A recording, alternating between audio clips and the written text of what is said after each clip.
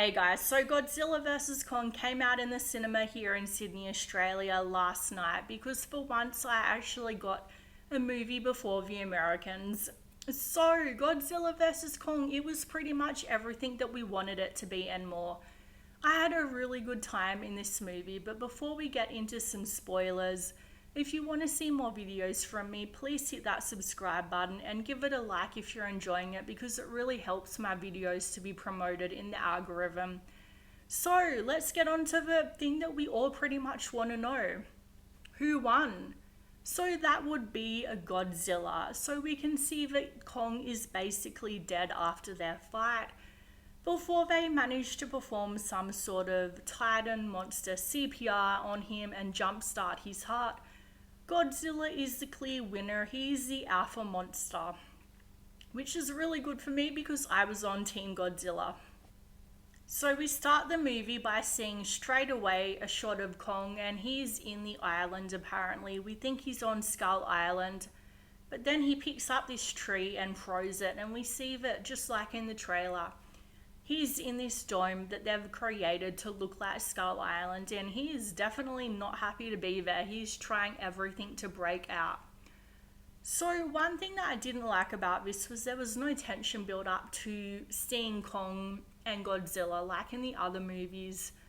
When we finally get to see them after it's been built up for a while, it has a bit more of an impact. But with this one, straight away they're just there.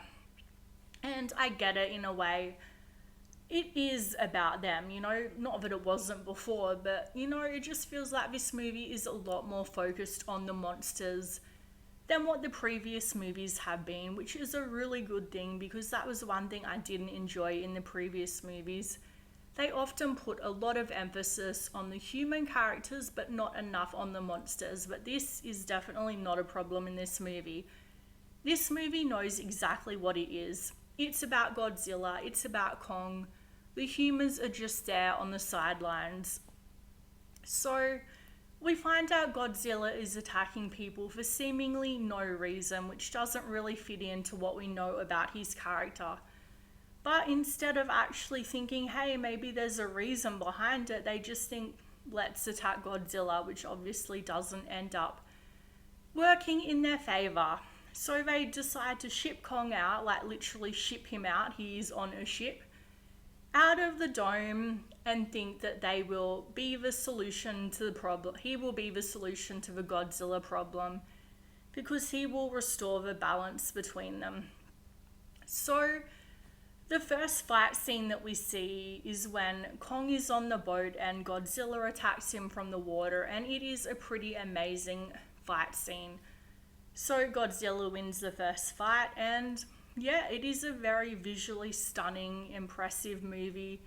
And one of the impressive moments was when we first see Godzilla and we see the blue, what's it called? The lights, I can't remember the word, but the lights coming out of the water and Kong is looking into the water, and then the fight begins, and it is pretty amazing. So there was this whole storyline about Hollow Earth, and I'm not going to try to explain Hollow Earth not because I couldn't understand it, I'm sure I could, but because there was these kids next to me that were like 3 and 5 years old, and I'm like, who even brings a 3 and a 5-year-old to a movie like this? Is it just me, or is this movie a little bit too mature?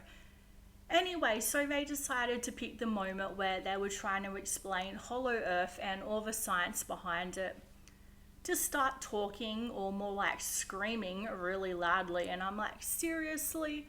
I hope the monsters terrify these kids to the point where they have to leave the movie, which maybe is a little bit cruel, but hey, whatever. Anyway, it turns out these kids were pretty brave because they weren't scared, unfortunately. Anyway, so Hollow Earth was this whole thing. Basically, they go down this. It sort of reminds me of that scene in Alice in Wonderland, this sort of hole where everything is upside down. And the whole Earth storyline was a little bit tedious, but maybe that was because I didn't understand it thanks to those little demon spawn children. Anyway, but it was very visually stunning. It was really beautiful. This whole movie was very visually stunning. And it was really cool to see Kong discovering his family's origins and finding his axe, which he uses throughout the movie. So from there, Kong goes to Hong Kong and they fight to this score, which it knew exactly what it was, a fun popcorn blockbuster about a giant lizard and a giant monkey fighting each other. Like, the musical score didn't take itself too seriously at all. It knew exactly what it was, and I really enjoyed that. So let's call them Team Godzilla. So basically the kid from Deadpool and the girl from Godzilla King of the Monsters, Millie's character.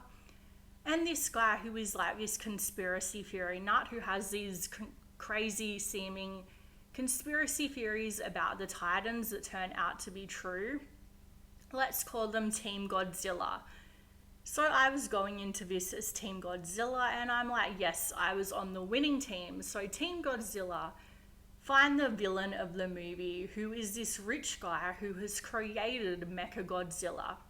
So the rich guy created Mechagodzilla because in his mind he thought that humans deserved to be the dominant species, and he thought if he created Mechagodzilla, he could use it to kill Kong and Godzilla,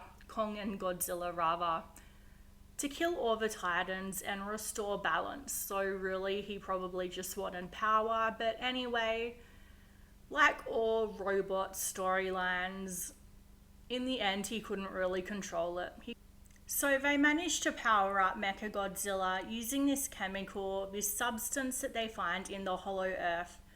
So they don't really understand this substance, but just like a lot of movie scientists, they don't really understand something, but they think they can control it, but they can't control it. And it obviously gives Mechagodzilla the ability to think for herself, himself, itself. Anyway, so Godzilla vs. Kong make peace and team up to fight Mechagodzilla in, I would say, the last 20 minutes of the movie, which is really good because we get a good portion of the movie of just Kong and Godzilla fighting each other, and Mecha isn't really in it until like the last half an hour, which is really good because I didn't want it to be all Mecha versus Godzilla and Kong. So at the end of the movie, Godzilla swims off like he usually does at the end of the movies, and Kong goes to a new home with the little kid who I call the Kong Whisperer kid, who does that thing and touches his nose, which is really adorable.